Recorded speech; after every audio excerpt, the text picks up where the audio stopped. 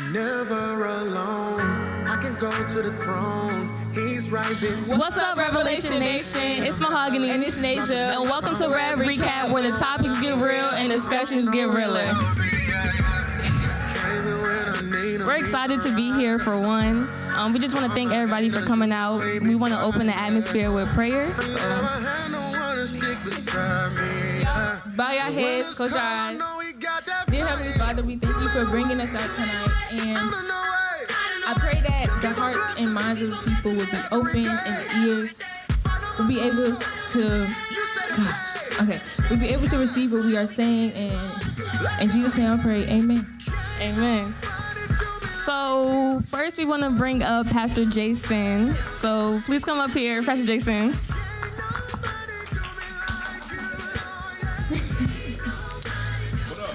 All right, so we want to thank you for.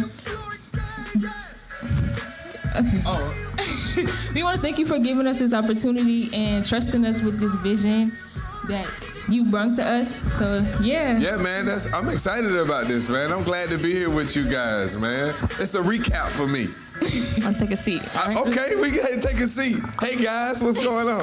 I got my phone here. I'm watching this. I got people. Hey y'all, what's up? So Pastor Jason, he approached the teenagers and he was just basically like, he wanted us to start a talk show, and he wanted us to basically interview, so we would have guest people. We would go over what he went over throughout the month, the different topics, different sermons. So he's our first guest today. So, yes. Man. So the first question we want to ask you is, what did it feel like when you realized that you were called to be a pastor? Oh, man, fresh out the gate, huh? That's a good question. Fresh out the gate. Yeah, man. I don't know. It was, man, I haven't thought about that in a while. I don't know, man. It was just one of those things where it's just like, you know, I just knew, like, this is what I had to do. You know what I mean? Like, you have, like, you know you got to get up and you got to go to school, right? You just know you got to go to school, and subsequently you get up and then you know after school, you gotta go to work or whatever the case may be. You just know that this is what you're supposed to be doing with your time. That was me. Like, man, I know that this is what I'm supposed to be doing. And so when I felt the pull of God to pastor, it was just easy. Like, I started behaving myself and carrying myself like that well before I became a pastor, and because I knew that ultimately that was the place that God wanted me to be. So I just started, you know, putting myself in that position and looking at myself in that light before anybody else would look at me in that light. That's good. Thank you. Okay, so my question would be, starting the church, like, were you like nervous or like? Yes. How did you really feel? Nervous, man. I was more so scared. You know what I mean? Like, it's a scary thing to start anything new. Like, especially when you are, you know, in a place where it's like, man, you know, I'm not from here. So it's like, man, I'm not from this area, so it's kind of hard to build something in this area and expect people to get behind it, you know, if nobody knows who you are. You know what I mean? So, yeah, I was nervous. I was thinking about that. You know, I was thinking about my family. You know, trying to figure out, you know, if this was the right thing to do. And, you know, when I heard God tell me that it was time to launch a ministry, I wasn't feeling it. I wasn't feeling it. Like, I wasn't feeling it at all. You know what I mean? And, you know, my wife wasn't feeling it either. She was not feeling it. But you get to a point in life where the most important voice you will ever hear is the voice of God's. And if God said it, you got to go with it. You know what I mean? Like, you know, you just got to go with it. And we heard God, we heard what he said. And it's like, once we knew that it was God, we kind of had the assurance that, okay, God said this. Like, this ain't something Jason dreamed up. This ain't something Sonya dreamed up. God literally told us to start a church. And once he said it, it was like, all right, God, you said it, so you got to take care of everything else. I'm just going to say yes. And we'll take it from there. And so that's kind of what happened. Once we were sure that God said it and we had that assurance, it's like all fear is canceled. So you'll get to that point, man, where you just like, man, I know what I heard God say. And that'll kind of take care of the nerves and all the rest of the stuff. So everybody has hard days. So when those days got hard of, not knowing what to say, not knowing what to do, not knowing what to do next, how did you deal with that? Man, y'all got good questions, man. Did y'all write these questions? These are good questions. Everybody does. Everybody has hard days. Nobody's exempt from hard days, hard times. Just because you're a pastor or a teacher or a softball coach or whatever it is, or band director, anybody that you look up to, everybody has bad days. And there's those days where you're just like, I don't want to do this. But you get through it by leaning on past victories, right? Even in those moments where I would feel the most discouraged, in my mind, it's like I reflect on the battles we've won, the victories we won, right? Like starting a church with nothing and nobody. It's like, man, there was a lot of days and I was just like, I don't see it, but I'm gonna keep preaching. I'm gonna keep building. I'm gonna keep showing up to the hotel, whether it's, one person or 50 people, I'm gonna preach like it's 10,000 in a room. And, just leaning back on those past victories. It's just not true in church. That's true in anything, right? If you want to write a book, if you want to start a business, you look at those things that God has caused you to walk through and you lean on those victories. Like, man, I don't know how I'm going to get through high school, but I made it to the 9th grade. So I'm going to keep, right? I mean, right? It's like, I didn't think, I was in the 8th grade, and I was on the verge of failing the 8th grade. Yeah, I was on the verge of failing the 8th grade, and I had to go to summer school. If I wanted to pass and go to the 9th grade, I had to go to summer school. And it was humiliating. It was crazy, right? Because everybody knew I was in summer school. Like, oh, you in summer school, you crazy, you stupid, right? And when that summer taught me a valuable lesson. Like, if I want to go to the next level, then I got to keep working. It just got to keep working, right? And when you get to those bad days, you kind of learn how to lean on the fact that you just got to keep going. That if God said it to you, man, it's going to work itself out. And you just got to keep plowing. You got to keep going. You got to keep digging. And being in the place where we are now, I look back at those hotel days. I look back at those days that we were having services in the parking lot. And I'm like, man, God, you have literally won every victory that we face as a ministry. And, I'm content now. Like, I already know I can keep going. Even when the days get hard, I lean on the fact that, nah, man, God, you've done this over and over and over again. So we're just going to keep moving. We're just going to keep going.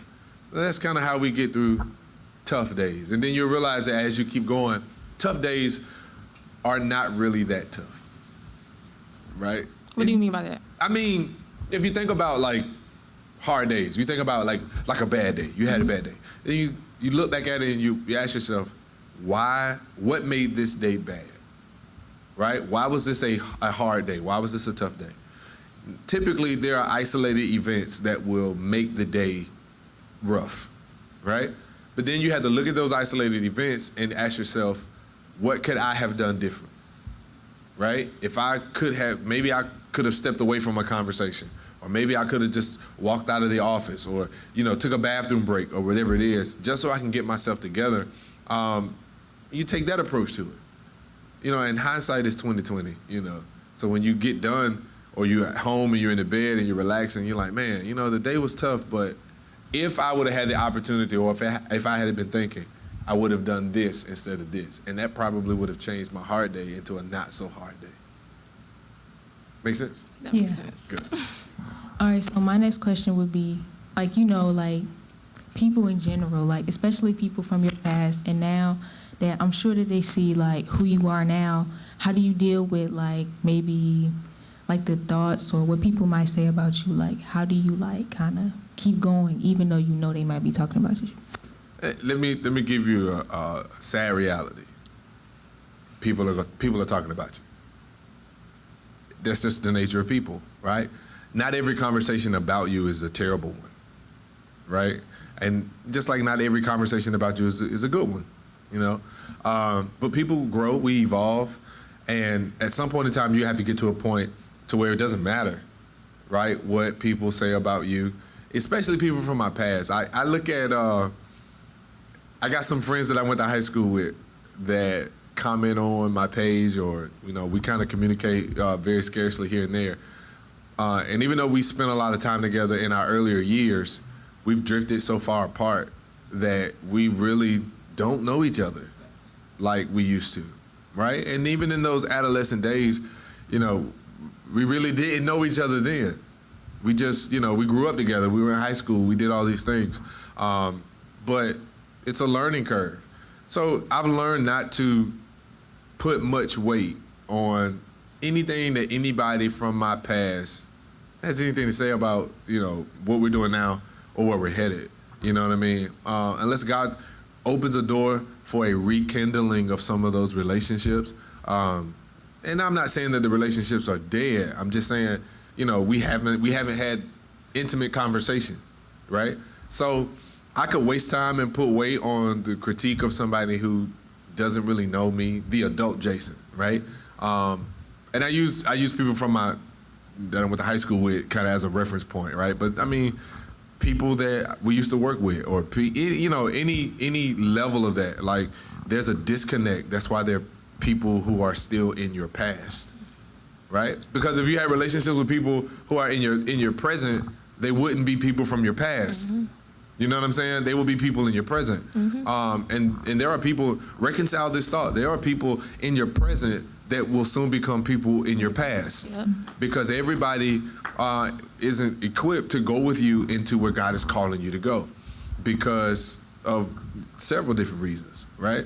So I don't try to put any weight on the criticism of people that I used to be in covenant with, or people that I used to be in relationships with, or people that I used to do whatever with, right? What's important is that my past is the past for a reason. And everybody in the past is in the past for a reason. And I can't afford to let them hinder what I'm getting ready to do or what God is getting ready to do through me. And I would encourage you not to do that either. I would encourage you guys not to put much weight on people that, you know, don't really have stake in the game. Like, they don't really even know you like that. So, you know, I just shrug my shoulders, man, and like, sorry you feel that way. But this is where we are. Okay, so the next question is, so you preach every Sunday. You come here and you give good preaches. Praise the Lord. So how do you get your inspiration? Like, of course, God sends you messages and you just share the message with the people, but how do you put it into your own words? Like, the amount of time that you spend to do it, if it's, like, I want to know how you come up with what you say. Man, I got to give away my secrets now, right? Easy.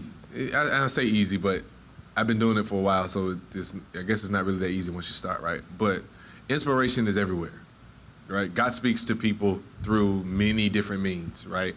I have friends who could look at this plant and will be inspired, just like that.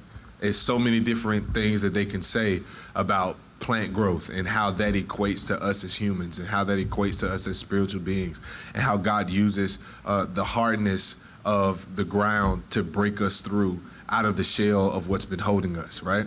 And so it's one of those things, man, where if you kind of discipline yourself to hear God in all things, every conversation, every interaction, right? You could be driving down the road and see a billboard and boom, God's talking to you, right? It could be an answer to a prayer. I was on the way back from, my wife and I, we were on the way back from either South Carolina, I think it was South Carolina or Alabama, a couple of years ago before we started the ministry. And the Lord started talking to me about Revelation Church. Had not had a name for it, didn't know anything about it, but I heard the Lord tell me it was time to start a ministry. And I was praying, you know, we were driving and Sonia was asleep, and I was talking to the Lord. And I was driving, and on my left side of the highway driving up, there was a billboard. And the one billboard, the first one I saw, it said "Believe." That was all it said. It was blue background, white letters, big billboards. It "Believe." Kept driving, maybe 10, 15 miles up the road. There was another billboard. It said "Belong," and I was like, maybe it's another one. It's an odd place to start or to stop. And I kept driving 15, 20 more minutes up the road. There's another billboard. It said "Become." It's amazing. And I was like, man, that's, what is that? And I just held on to it. I didn't see another billboard. And every time I go back home now, those billboards are not there, right? And I'm like, man, I wonder what that was about. And as I began to press into it and talk to the Lord about it, the Lord told me Revelation Church will be a place where people will believe, belong, and become.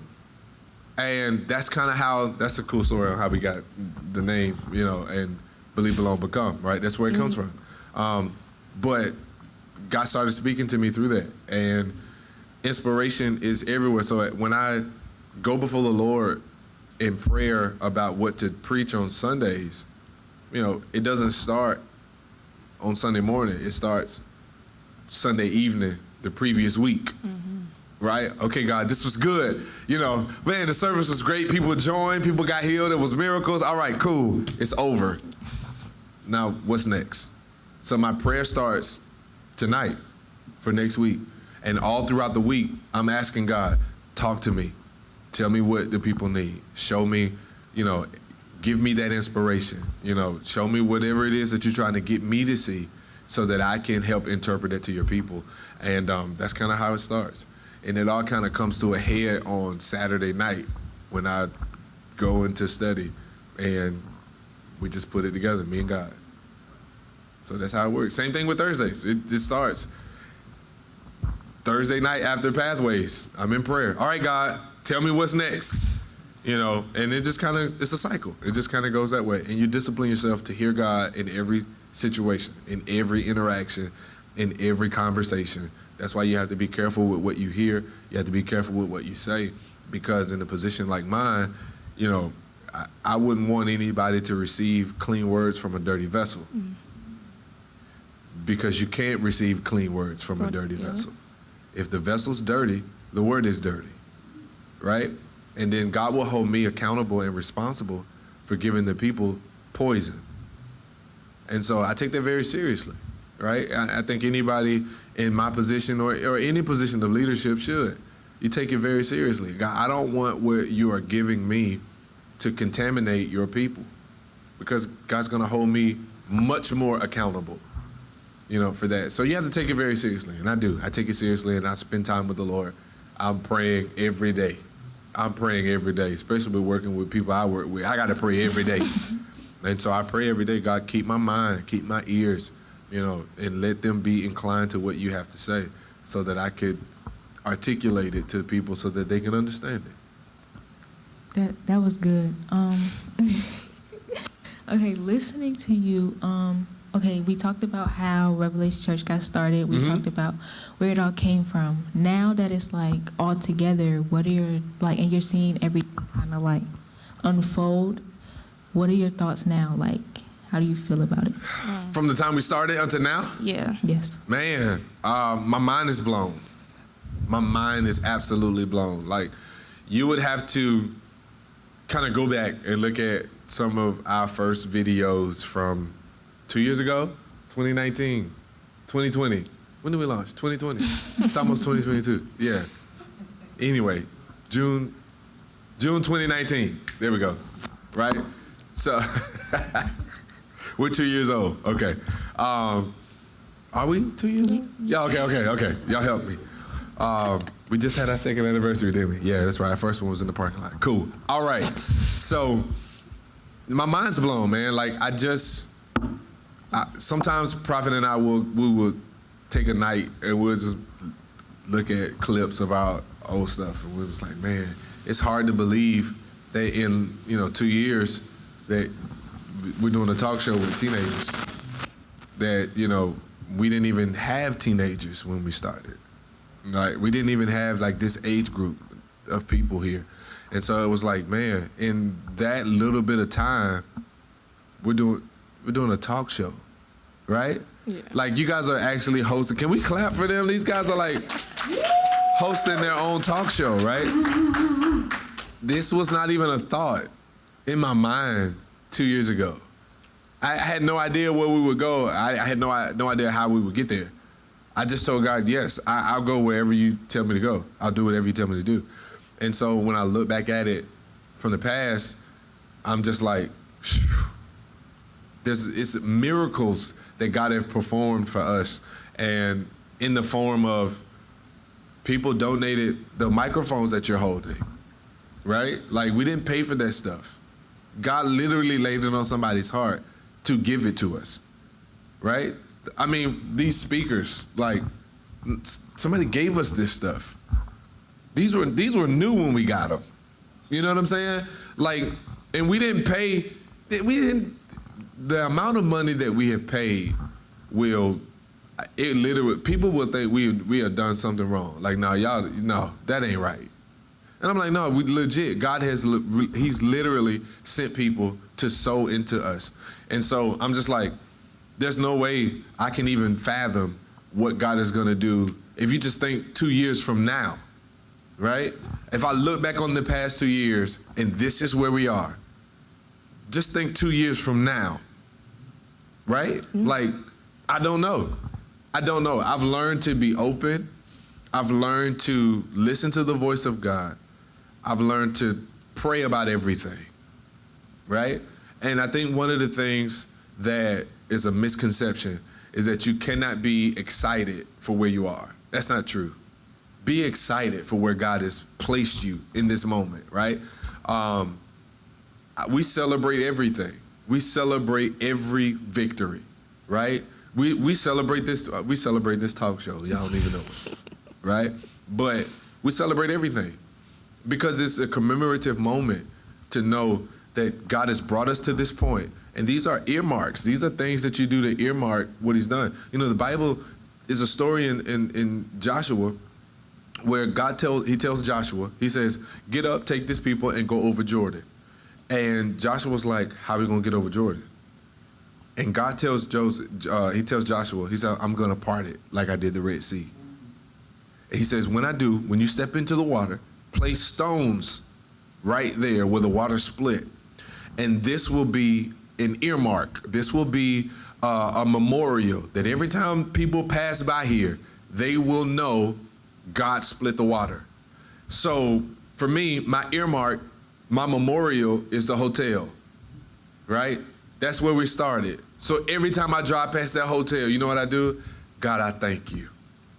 My heart is overwhelmed from where we start. Every time I drive past the parking lot where we had service, God, I thank you. Because those are memorials. This place in a couple of years will be a memorial, right? Because we'll be able to come back and be like, man, I remember, God healed somebody, their crutches are here. Like, this place will be a memorial. And so while I celebrate it and while I'm excited about it, I'm not content with just this. I know that there's more. So my job as a leader is to press into God to figure out what's next. What's the more look like? And how do we get there as a collective? How do we get there as a group? I think a lot of times we forget that we're in this together, right? We would not be sitting here if it wasn't for you guys. And you gotta see how that all connects together, right? I didn't even know you guys existed 2 years ago, right? Think about it like that. Like, I didn't even know you guys were alive 2 years ago. Now here we are 2 years later, sharing this conversation. Imagine 2 years from now, what type of people you guys will be handing this off to, right? So you got to think about it like that and put that in perspective. Like anything that God is doing in your life, it's like, man, this is a memorial. I'm excited about it, but I'm expecting greater. I'm expecting more in the next 2 years. I know that was a long way around it, but I hope that answered your question. No, that was good. That was good. So you mentioned that the church hit 2 years not too long ago. Mm-hmm. So what words of inspiration, encouragement do you have to people who trying, who hears that God wants them to open up a church and start a ministry, but they're just like you were in a place where you didn't want to do it. Sure. So what can you say to them to encourage them to want to start doing what God is telling them to do? Don't miss the moment to obey God. Don't miss the moment. Don't miss the moment. People, I've heard this like all of my life, like, you miss God, you miss God, you miss God, you miss God, you miss God. Put it in context. No, I didn't. He's too big for me to miss. He's just too big for me to miss, right? Like, you can miss a basketball shot, right? You can miss a pass. You know, Washington does it all the time. You can miss a pass, right? You can miss, you know, the answer on the test. You can miss all of those things because they're small. So God is bigger than that. So it's impossible to miss him. We don't miss God. I want y'all to hear me too. I want to challenge somebody's theology, all right? We don't miss God. We miss moments to obey him. You cannot miss God. He's not going anywhere. He's too big to miss.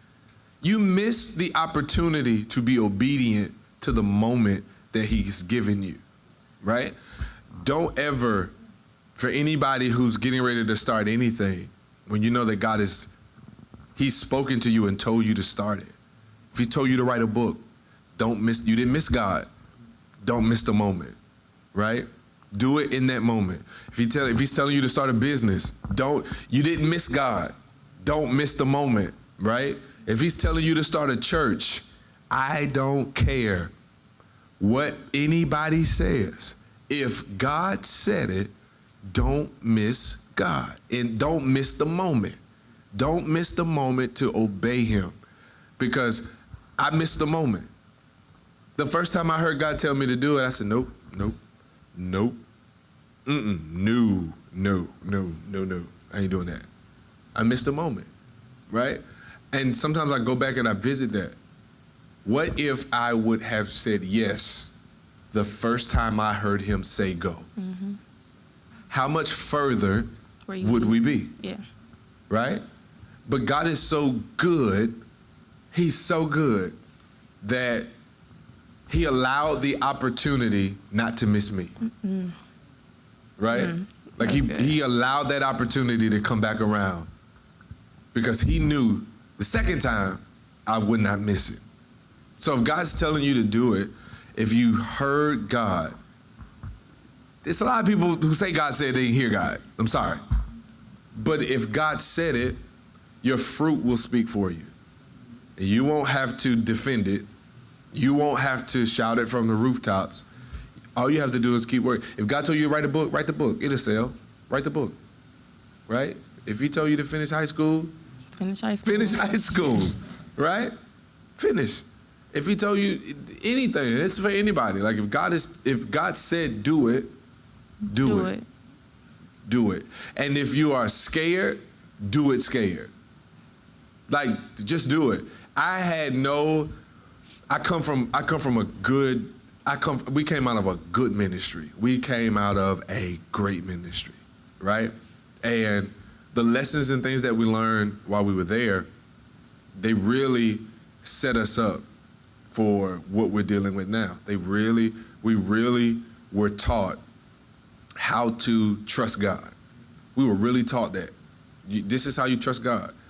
And for us, it was one of those things where it's like, all right, now it's time for the rubber to meet the road. You say you trust him, here's an opportunity to trust him. Mm-hmm. And when we left our ministry, it was like, all right. And I told my bishop, I was like, man, he said, what are you gonna do? I said, I'm gonna have some Bible studies, and kind of build up, some members. Mm-hmm. And he said, no, you're not gonna do that. If you're gonna launch on a Saturday, your first service is gonna be Sunday. And I was like, ain't nobody gonna be there. He said, I don't care. That first Sunday, 25 people showed up to a service in a hotel. And I know y'all gonna find this hard to believe, but I only preached for 30 minutes. Really? Yes. I had only preached for 30 minutes. I got it, it's on video for those who don't believe me. It's on YouTube. I preached for 30 minutes. I was so nervous. And I got back to my seat, and my wife leaned over to me, and she said, "That was horrible." And I leaned over to her. I said, "I know." It was terrible, right? Because I had never been in this capacity before.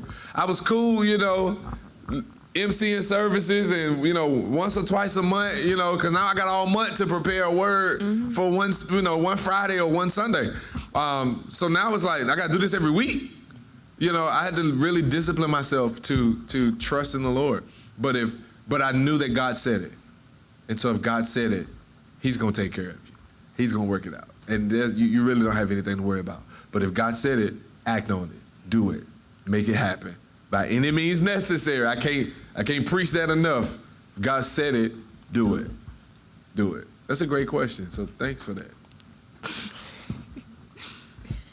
All right, so that's all for our interview with you.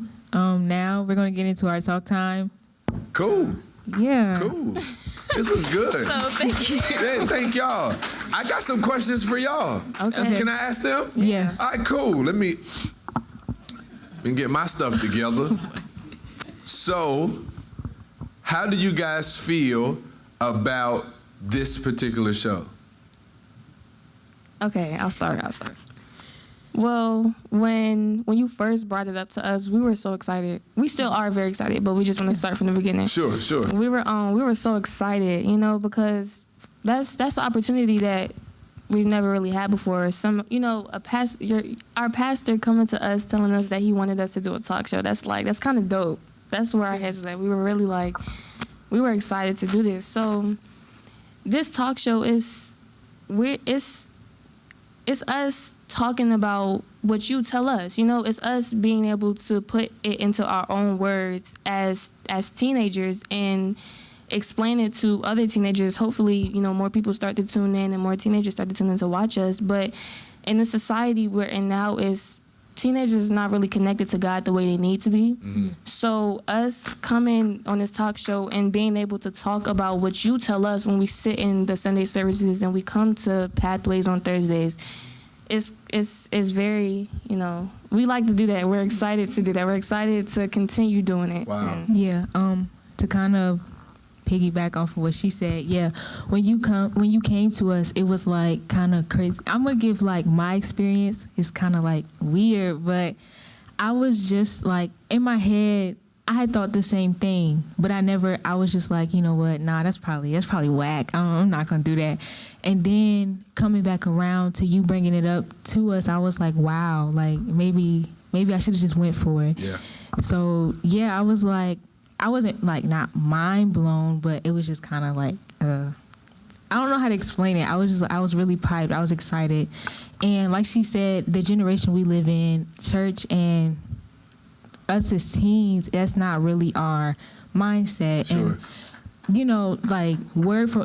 word by people, church and, Yeah. But I feel to me, until you get to a place where you can experience church differently than what the he say, she say is, Sure. you have to experience it for yourself. Sure. You have to know God yourself. Yeah. And teenagers these days don't take time. No. So how can we facilitate that, man? How do we bridge that gap? What can we do? Because I'm a little older than you guys. I'm not much older than you guys, but I'm a little older than you guys, right? Yeah, just a little bit. Not much, right? Not much. So what can we do? How do we make this more? I don't like to use the word appealing because it's God, Yeah. right? But sadly enough, we have to make the gospel of Jesus Christ appealing. We have to make it relevant. That's the word. We have to make it relevant to this generation. So, what are some things that you guys would like to see that will kind of appeal more to your age group, your demographic? That's a good question. Yeah. Wow. I told you I do this. I do. I don't even have anything. Y'all can think on it. Yeah. Y'all can think on it, and then we'll talk about it kind of after the show or whatever. Yeah. Right? Y'all think on it, right? But that's something that you guys you think about it like this. You guys are literally spearheading this, this movement, right? This is more than a talk show, right? It's a movement, right? That can show that. Nasia, how old are you? I'm 15. How old are you? 16. So a 15 and a 16-year-old are literally here interviewing a senior pastor on church, right? No, I mean, I'm serious. Like, come on, man, that's wild. When you put it that way. Yeah, I mean, that's wild. Like, nobody, I never could do this. Like, I wouldn't have did this. At your age, growing up in the church I grew up in, nah. We ain't doing that, right? Primarily because we didn't have the means to do it. Like, I know I'm not much older than y'all, but when I was your age, social media it was non-existent, right? I think we had Black Planet.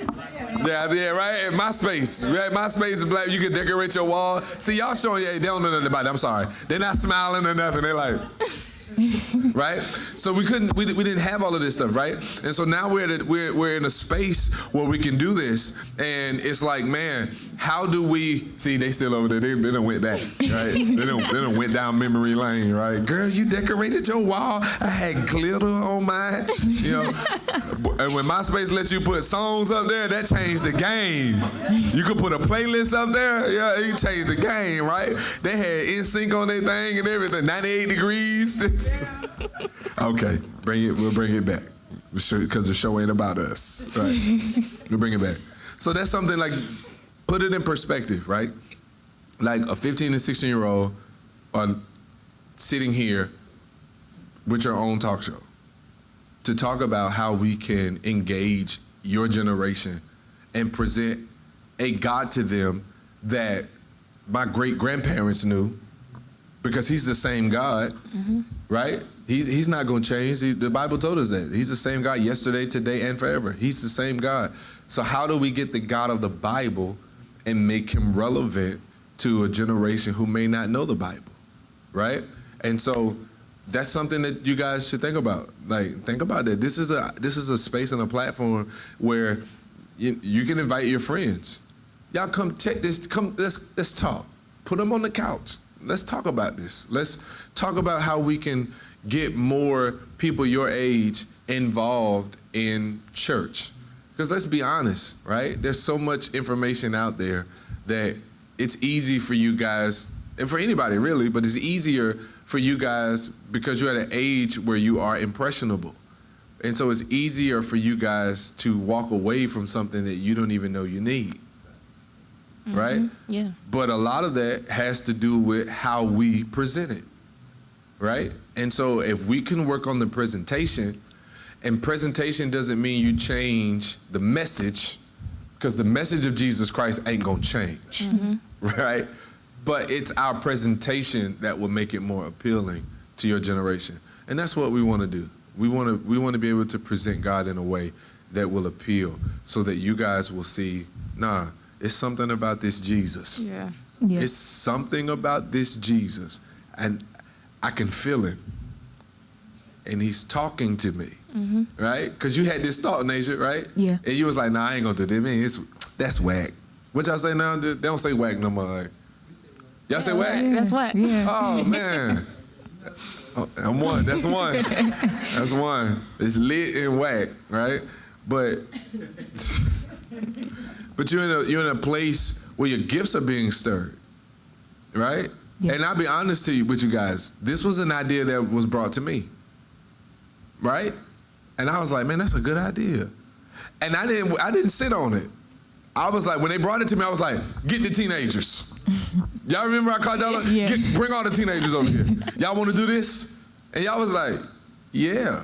And that's what we want to do. Like, we want to present Christ in a way that it's appealing to your generation, and let you guys know that there is place for you, and there is a space for you to be creative. There's a space for you to let your gifts work, right? I want to say that even on this camera, right, we got, even on this talk show, we got teenagers behind the camera. We got teenagers that's working the switchboards. We got teenage hosts. Like, this is a legit, like, teenage production, right? And so these are the opportunities that you guys are afforded to present Christ in your own way. right? And so I'm proud of you guys for this, man. Thank you. I'm excited about let's clap for them one more time. That's all the questions I got, man. Well, yeah, we're about to start wrapping up because we have been talking for a very long time. My bad. No, it was a good question. It was good question, answer and response. But we just want to thank you again for allowing us to do this. This is like No problem. This is it's amazing. It's just I can't really. It's the smile for me, though. It's like, it's the gums for me. I can dig that, man. No, man, I'm with.